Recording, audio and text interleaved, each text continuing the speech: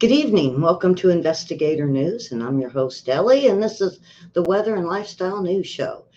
Karen, how you doing today? Boy, it's cold here. I've just been freezing all day.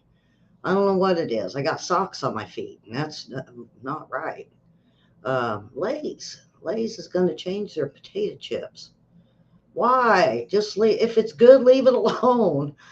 It's like that meatloaf. You think, oh boy, this sounds good. You add it, and you're like, no, I should have just left it the way it was. Yeah, but meatloaf's always good. What do you put in your meatloaf, Karen? How many people put tomato sauce or paste or? I don't. It tastes weird to me. I put brown gravy or mushroom gravy over the top. I don't know. I just the whole tomato thing isn't doesn't doesn't hit me right with meatloaf. Uh, okay. Well, say hello to daughter and the little peanut. When is she going to break out of her shell and get married, Karen? I'm gonna have her married off. Dan's got a new baby boy, I think, coming. He's got a grandson coming. What do you think? We hook you up.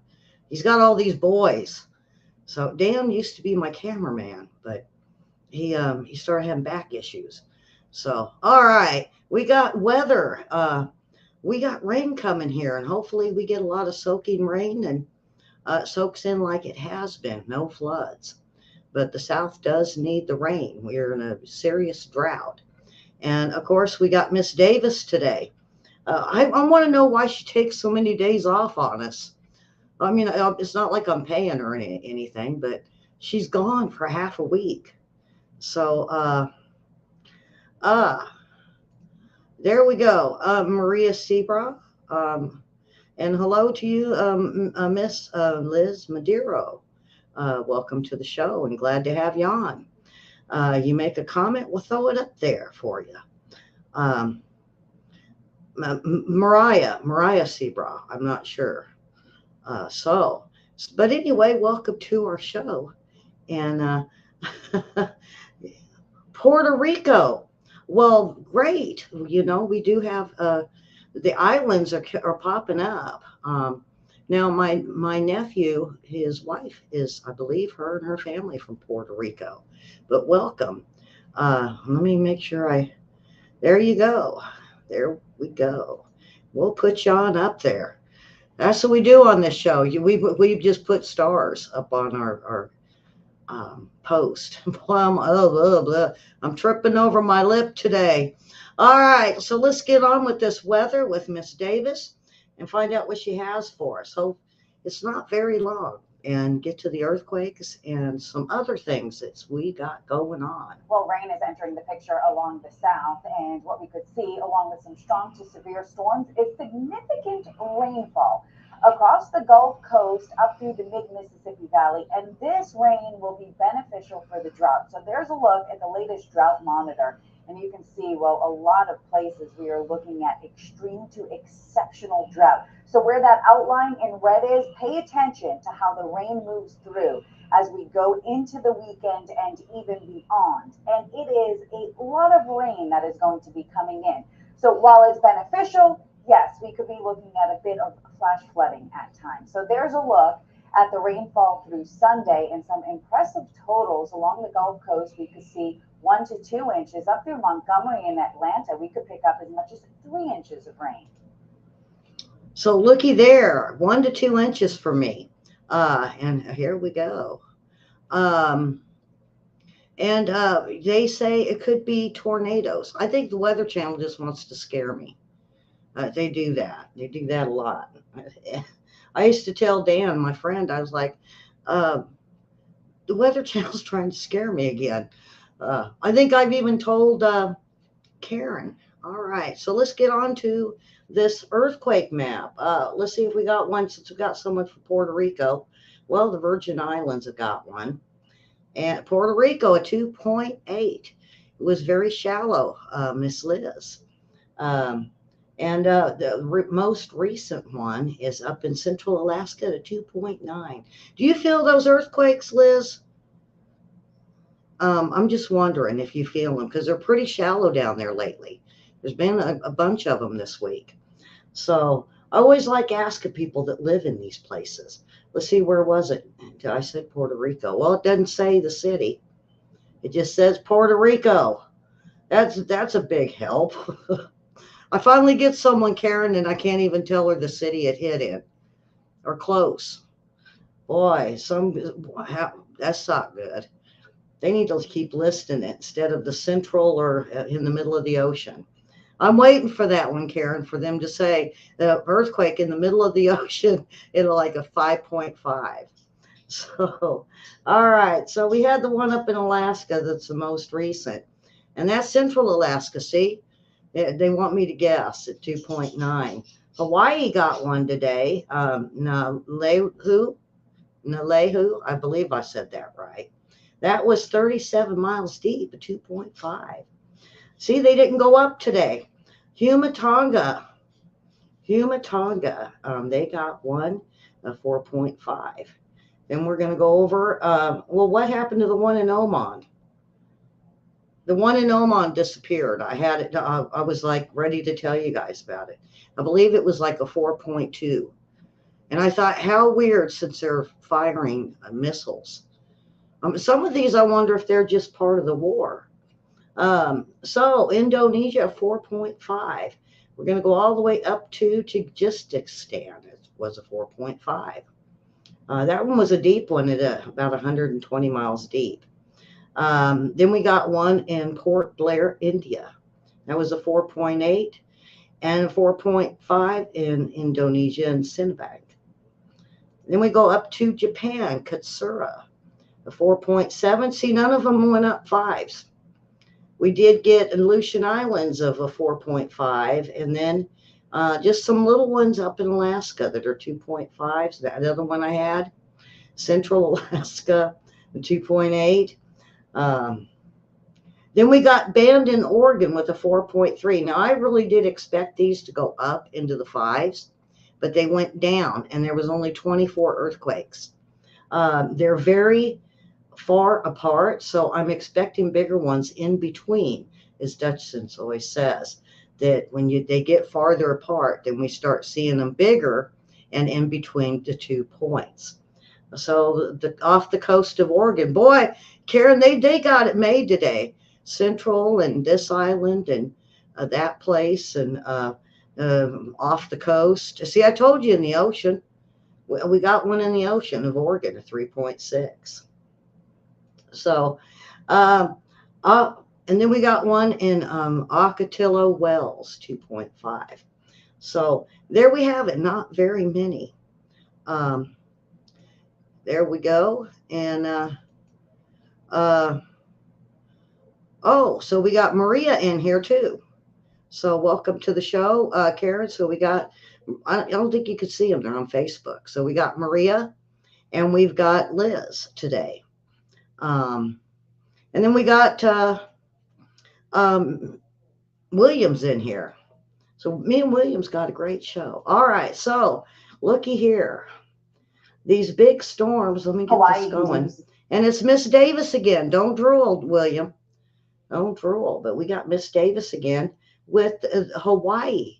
Is got lots of storms. So here we go. Rain and flood threat with a Kona low west of the island. So we have the southwesterly flow that continues to pump in plenty of moisture, and we'll have that heavy rain today expand throughout the islands, along with gusty winds. So this is going to be something that continues through today, through Thursday, and then the rain starts to taper off some. We won't be looking at heavy showers, but showers will stay in the forecast into the weekend. So we have several days ahead of us of some wet weather. There's a look at the winds. Now watch out. Some places we could be looking at gusts 20 to 25 miles per hour. There's a look at the rainfall that is expected through Thursday. Flooding will be a concern. Well, I hope it don't tip over. You remember that politician that said if they moved everybody to the one side of the island because it was getting heavy rains. And they said they would just move them over to the other side of the island. It was something along that lines. And the congressman goes, well, if we do that, won't the island tip over? Well, we better tell Hawaii not to do that. Yeah. I know I'm bad jokes today, huh, Karen? Oh boy. I just been kind of out of sorts since I got sick with that head cold. Um, Strong winds. Yeah, I guess what the strong winds did, it not only blowing at Hawaii, but it dropped the iconic Christmas tree in DC. That nice, pretty tree they had. Um, it fell over. Is that a Charlie Brown tree, Mr. President? You put an ornament on it, fell over. Well, here we go. It could be. It could be. I know. I'm not very funny today, but this is great.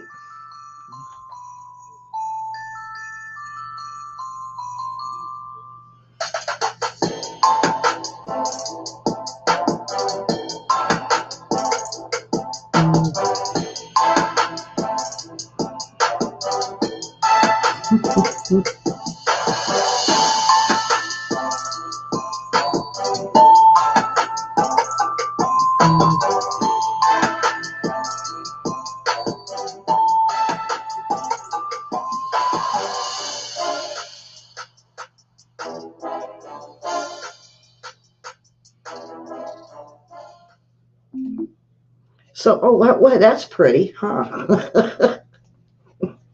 So the DC, Washington DC tree fell over.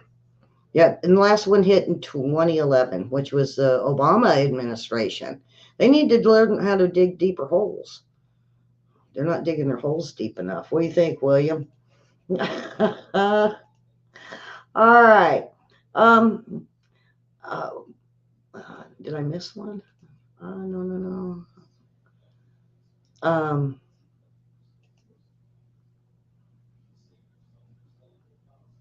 all right. I had them out of order. So this morning I was looking and it said Pepsi Cola announces it's changing. And I thought, why is Pepsi changing their Cokes? Their sodas. And I thought, well, maybe they're adding a new flavor. And they said, no, I didn't. And I didn't realize. Pepsi Cola announces it's changing Lay's potato chips formula to meet World Health Organization standards. And I went, oh, I'll leave my chips alone. Yeah. I wonder if they're going to, is Ruffles Lay's? I'm not sure. I love Ruffles. So, yeah, you know what they're going to do? Less salt. It's healthier for us.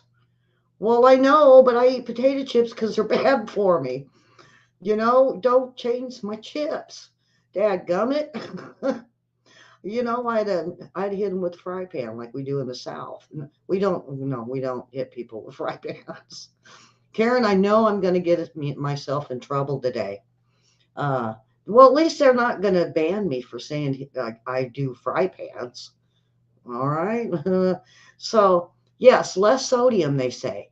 And it's the World Health Organization. They want to meet their standards.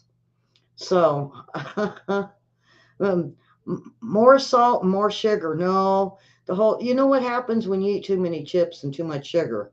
Yeah, it goes right to the belly. Then you got to do sit ups. So, all right. So, highly intelligent and possibly invincible super pigs. Let's hear it for the super pigs. No, no, they're not super. These are Canadian, what they call Canadian super pigs, and they are tearing up the ground. You know how the wild hogs are down here in the States, so it's just as bad. They breed very quickly, and they tend to tear up fields. They tear up crops. They tear up the ground. They just dig all the time. And so they're invading America all the way down into Montana and some in Wyoming. And now they are not very happy. They're now want the United States and Canada to get together and do something about these super pigs. They're not so super. And they say, it's a special breed of hybrid super pig from Canada that had started to travel south into the United States. These pigs pose a threat to native wildlife, and they prove tough to even kill or capture.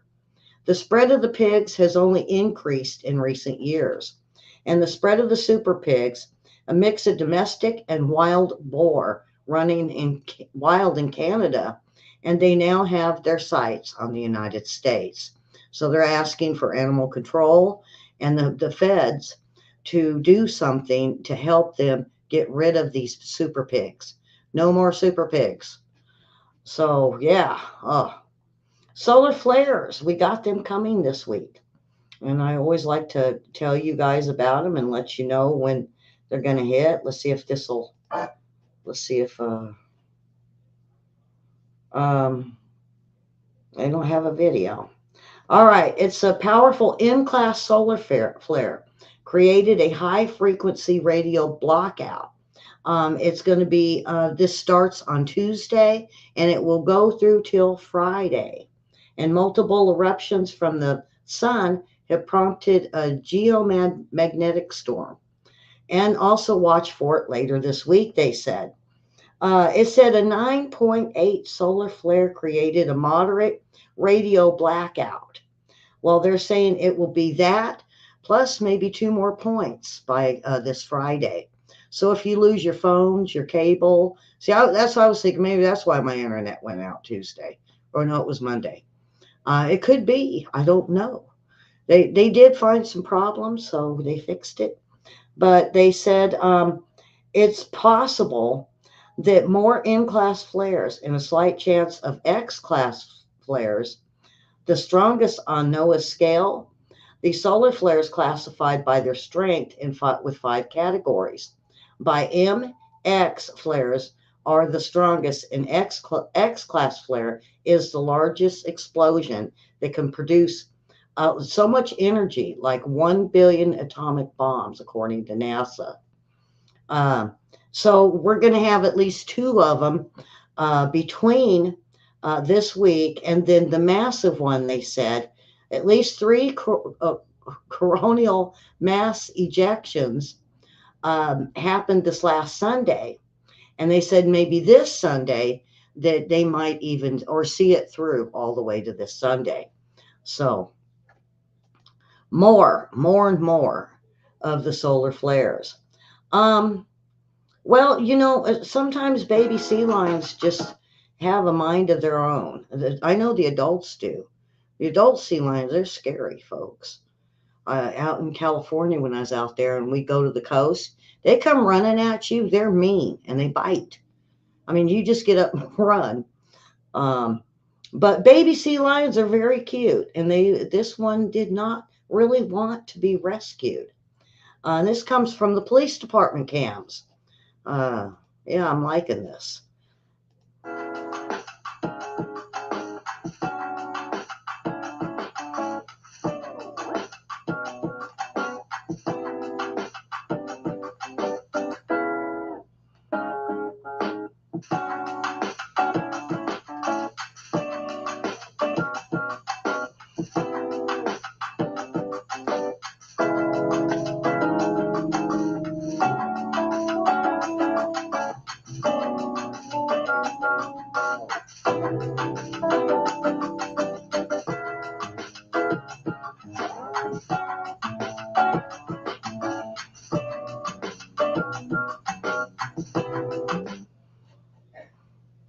You know what it was? It was donuts. They smelled donuts on them cops.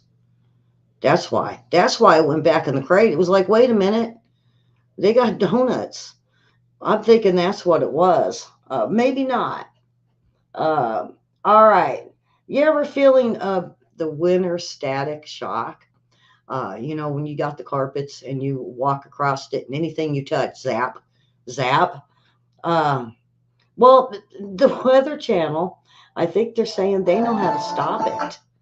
And I was like, yeah, okay. They're going to scare us with static shock. There we go.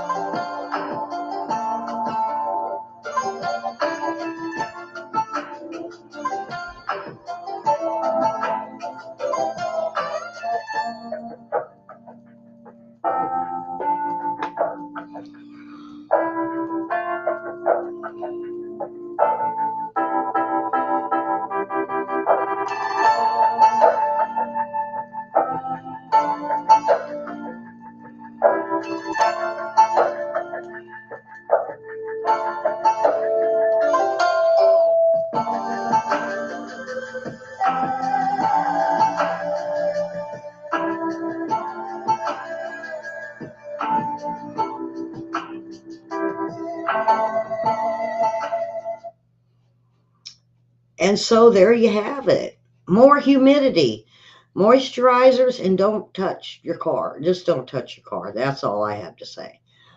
So, all right, here we go. We're getting through this. um, just when we thought cave women just gathered berries and fruit and veggies and laid around the cave. No, no, we were Shiras, according to prehistoric findings. Now, women believed to be hunters, also, not just gatherers. In this new studies of genetics, and come to find out, they were mighty hunters, and some as good as the men. And they said they would go in groups, not just the men. It was the men and the women. Some women would stick around to watch the kids and the children. Um, but most went hunting with their men. See, I told you, they weren't just gatherers. They were Shiras. We were mighty hunters. All right, well, I don't know if we were cave people, but yeah. So, hi, Susan. Um, Good news, though, isn't it? Now, you know what gets me more? I love watching it every year to see how far it's going to go. And one year it went all the way, it gathered up all the way and turned into big icebergs and start crashing into houses. And this is the ice balls or the ice that forms on Lake Superior. And they watch it every year, and everybody seems to want to put their cameras on it, meteorologists, to see will it make it to the houses this year. I thought this was some pretty cool video. Oh, Karen, hold on, because boy, Ari's coming on. This was some pretty cool video out of Ashland, Wisconsin on Lake Superior. If you look closely, it's not just a bunch of slush and ice that you're seeing. There's actually these really nicely formed little ice balls. That's actually the name for what you're looking at. They're called ice balls, and they're not something you see very often. Really, a lot of the conditions have to be just right in order for them to form. First off, you need to have the temperature just below freezing, okay? Not too cold, because if it's too cold, you get less slush and more ice. And slush is really the key to these things, okay? Because what happens is you get a lot of slush with that temperature just below freezing, and then basically the waves and the currents inside the lake will kind of form that slush into these perfectly shaped little balls. They're very spherical. They almost look like pool cues or something like that. Yeah, there you go. Anybody ever make snow cream? Karen, I don't know if you tried it yet, since I've told you about it, but snow cream, I talk about it every year.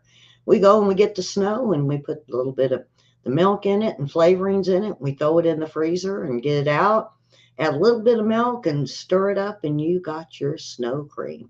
A lot of women here use the pure cream. It works, it tastes better, but you can use milk. Just don't use ice milk, or the almond milk doesn't work out well from what I'm hearing, or none of the other flavors, the soy. So it just gets you a small carton, and when you get snow, dig down. Don't eat the yellow snow. What was it, Frank Zappa? Watch out where the Huskies go. Don't you eat that yellow snow. Yeah. You get the clean snow. I know some people here will put a bowl out. And they'll put a bowl out when it starts snowing really well. They wait a little while, go out and get what they need, and then there you go. You got yourself a bowl of snow cream. Try it, and let me know if it's your first time. Try it. You just got to freeze it really well. So on the record on this day, boy, can you guys guess? It happened in Philadelphia. An author, Louise May Alcott, is born. Now, anybody know who that is? Well, November 29th, 1832. On this day, author Louise May Alcott, that wrote the book, Little Women. Yeah, there you go. I didn't read that one. I had to read other stuff like War and Peace. Boy, that was a rough one. I didn't get to read all the good ones. They had dumb books for us to read when I was in high school.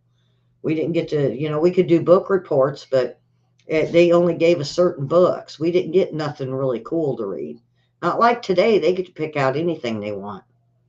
All right, so I love this. I seen this morning, and I thought, boy, this is great. This is great. Um, so Tesla decided they wanted to make a new truck, but what they wanted to do was make it a wooden truck. Yep, you're seeing it. Tesla made a wooden truck. No, no, and look what it did to me. Oh, no, no, no. Oh, come on. 100 days to build a fully functional Tesla Cybertruck, all made out of wood, version of the futuristic electric pickup truck that Elon Musk unveiled in 2019. The vehicle is constructed from wood right down to the seats, carved hubcaps, and adjustable wing mirrors.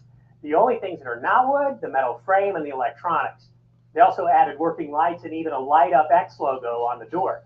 The best part is that it looks almost identical to the real Cybertruck, except for the color and the texture, that is. So there you have it. Tesla made a wooden truck. Wouldn't that be a great Christmas gift? No, I know. The dad is a fan of Elon Musk and Tesla and has gotten it's already not stopping. attention in social media. I'm sorry. So, all right. So Dolly, guess what Dolly Parton's going to do? She's debuted her new recordings, and it's Let It Be, reuniting Paul McCartney and Ringo Starr in the new recording. So run out and get it. Dolly Parton singing. She's claiming she wants to be a rock star now. So go ahead and run out and get her new song, Let It Be, reuniting Paul McCartney and Ringo Starr. Let It Be by the Beatles was originally released in 1970. So, all right, let's get to the funny stuff now. We're down to the funny post and 30 minutes away from our news show, World War III report with me and William. All right, so these are marriage quotes. All right, no, nobody get angry. These are supposed to be funny. Now, in the beginning, God created earth and rested. Then God created man and rested. Then God created woman, and since then, neither God nor man has rested. My wife and I are inseparable. In fact, last week, it took 4 state troopers and a dog to get her off of me. She was mad. The most effective way to remember your wife's birthday is to forget it only once. Yeah. How do men define marriage? An expensive way to get laundry done for free. These are mean on the wives. Come on, let's pick at the guys here. I want your wife to listen and pay attention to every word you say, right? Even when you talk in your sleep. Then there was a man who said, I never knew what real happiness was until I got married. Then it was too late. Women will never be equal to men until they can walk down the street with a bald head and a beer gut and still think they're sexy, hot, and gorgeous. Okay. Yeah. Last night we had the last fight we had was my fault. My wife asked, "What's on TV?" And I said, "Dust." Oh, burn. Oh, yeah. Somebody's getting in trouble for that one. All right. So this one is addicted to coffee or addicted to caffeine. It doesn't matter. You grind your coffee beans in your mouth. You sleep with your eyes open. You have to watch videos and fast forward. The only time you're standing still is during an earthquake. Your eyes stay open when you sneeze. Boy, that's real caffeinated there. The nurse needs a scientific calculator to take your pulse. You can jumpstart your car without cables. You don't sweat, you percolate. People get dizzy just watching you. Instant coffee tends to take too long. You're short out of motion detectors. Oh, you short out the motion detectors. You probably short out the taser gun too that the cops got. So I'm thinking, you ski uphill. You soak your dentures in coffee overnight. Your first aid kit contains 2 pints of coffee with an IV hookup. You get a speeding ticket when you're parked. You answer the door before people knock. You haven't blinked since the last lunar eclipse. All right, so there you got it, folks. That is it for the show, and I'm glad you watched today. And subscribe and like and hit that like button and the thumbs. And welcome to the ladies from Puerto Rico today. Let me go back up. And welcome to welcome to Hellions, Holes, and Poles. We had Liz Maduro and we had Mariah Sebra. Welcome and glad that you stopped in today. And hopefully you'll come on back for Friday night trivia. So with that, folks, you have a wonderful Wednesday. We'll see you tomorrow for the Weather and Lifestyle News Show, or come on back in 30 minutes for the World War III report. Have a wonderful Wednesday, and God bless.